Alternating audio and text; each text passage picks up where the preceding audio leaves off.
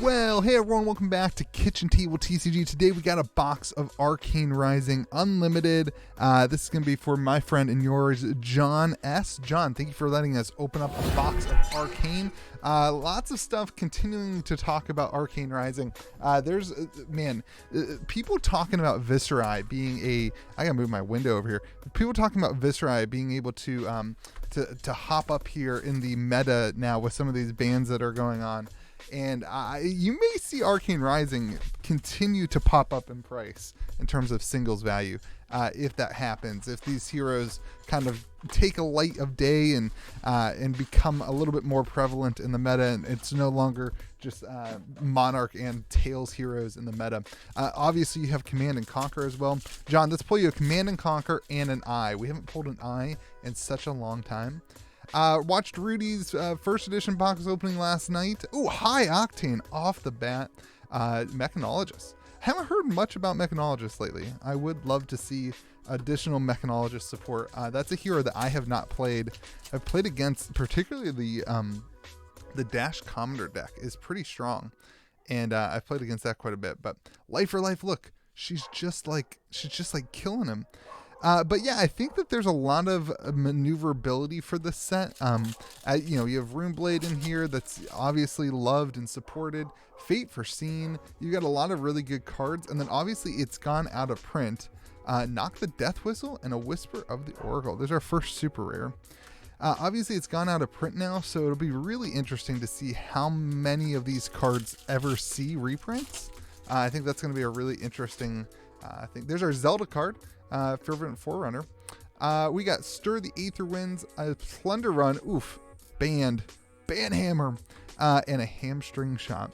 So it'll be really interesting. This is this set has become more iconic. I think WTR was always the kind of iconic starter set for Flesh and Blood, but the cards in this set are just so good. Command and Conquer.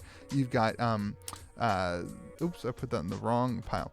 You got Command and Conquer, you got Fate Foreseen, which is just in so many decks. There's just a lot going on, and I think that this is going to be one of those sets that ages particularly well based on... Oh, I thought those 3 take aims. I think it'll age particularly well based on reprints and how often LSS decides to reprint cards. If they do not decide to reprint cards, you could see some spikes in a lot of these kind of staples. Tome of the Arknight.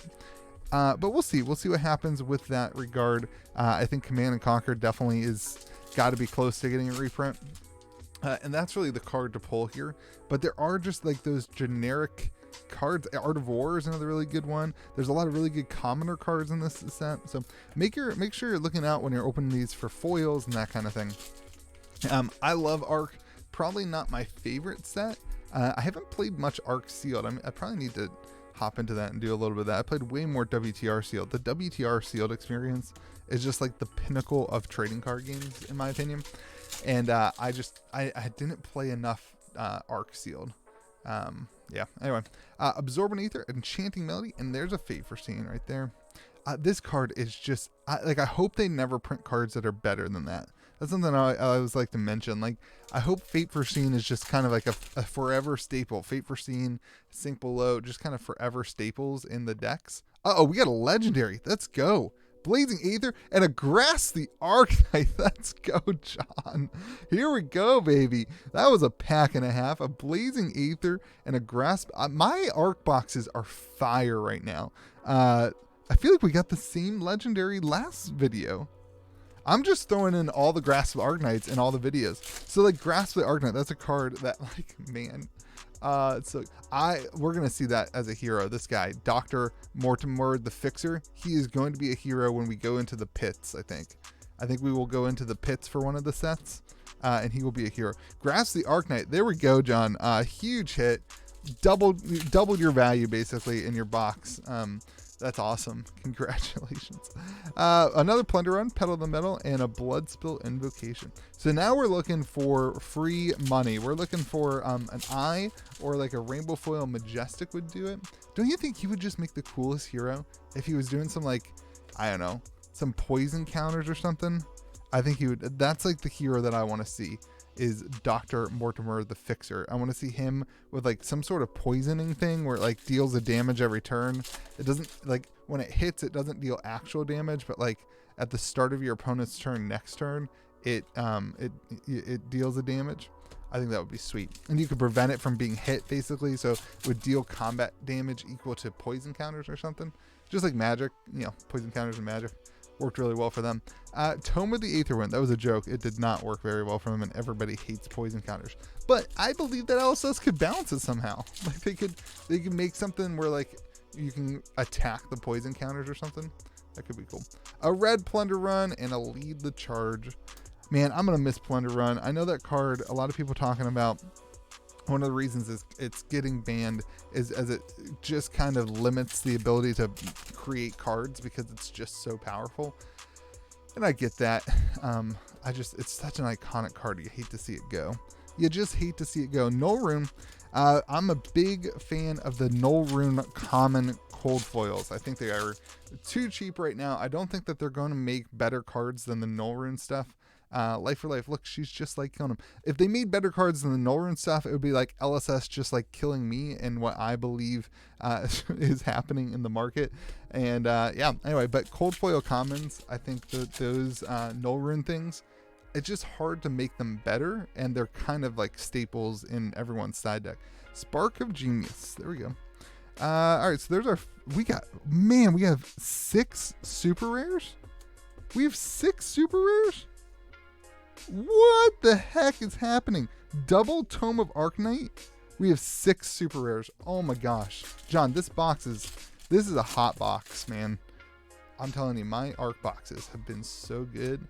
Take cover, convection amplifier, and so there can't possibly be anything else in this box. There can't possibly be anything else for you, John. It's got to be over. It's been too good of a box. There's no way. There's no way there's anything else left in here. If we hit an eye at the end of this box, it's going to be game over. Come to fight, John. Get the eye. All right, last chance. Scalding Rain. That's cool artwork. I would have loved to see that on a playmat. I don't know why. All right, here we go. Last chance at hitting the eye. But, I mean, you've already done well. You've done fantastic. This is a great box. You've already done super well. Here we go. Last chance at the eye, though. Life for Life. She's just like killing him in a foil super rare because apparently 6 was not enough.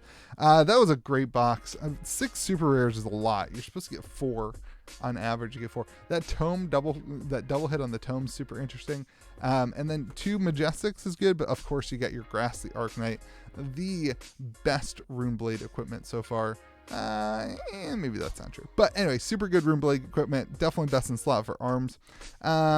Yeah, that's it. John, congratulations. Last thoughts on Arcane Rising.